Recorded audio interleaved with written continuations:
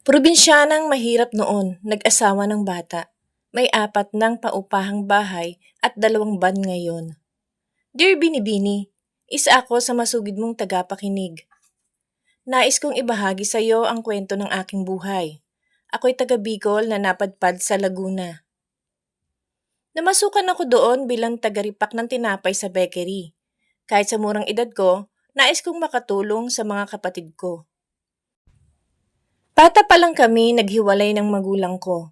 Kaya sa murang edad ko, pinagsumikapan kong makaalis sa lugar namin para magtrabaho. Doon ko nakilala si June na matyagang nanliligaw sa akin. Noong una hindi ko siya pinapansin kasi bata pa nga ako. Ang gusto ko lang mangyari ay magtrabaho ng magtrabaho. Pero sadyang makulit si June kaya nakapag-asawa ako ng bata pa na kahit may karibal ito sa panliligaw nito sa akin. Sinubok kami ni June bilang mag-asawa binibini. Dahil sa nawalan ito ng trabaho, kaya ang anak namin ay natutong magdildil ng asin. Naluluha ako sa nangyari. Wala naman ako magawa dahil wala na akong trabaho. Dahil sa kahirapan namin, natuto akong dumiskarte. Nag-aral akong mag-manicure at mag-home service ako. Nakakatulong na ako sa aking asawa sa pagtataguyod ng pamilya namin na kahit paano ay sumasarap ng konti. Isang araw na isipan ng asawa ko na mag-abroad siya.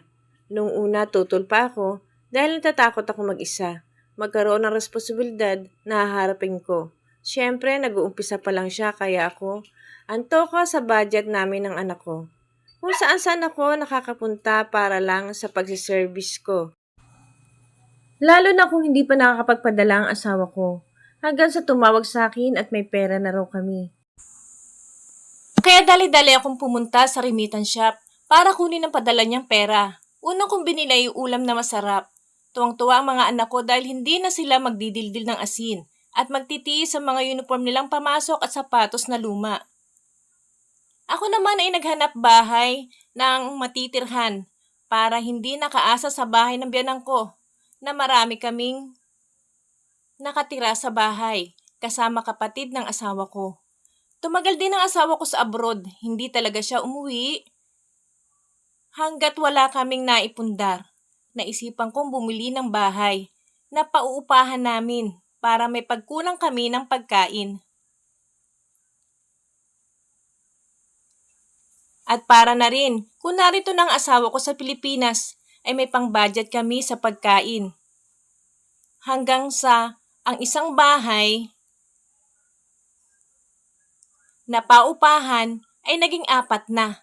Hindi lang yun, may van pa kaming naipundar, 2 pa. Sa masinop na paghawak ng pera. Heto. At sa pagkapit sa pangarap, ang dating batang nag-asawa at nagtagaripak ng tinapay, may sarili ng pagkakakitaan. Na nang maayos at sa pagtanda namin hindi na kami mangangamba na walang ipamana sa 2 naming anak. Hanggang dito na lang po binibini ang aking kwento. Maraming salamat po sa pagbabahagi nito. For more stories, please like and follow me and share nyo po itong video. Kayo po ba ay may mga kwentong nakaka-inspired?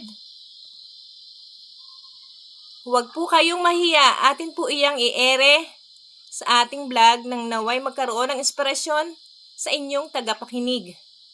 Ang ating mga butihing tagapakinig, comment down below, diyan sa ating comment section. Salamat po.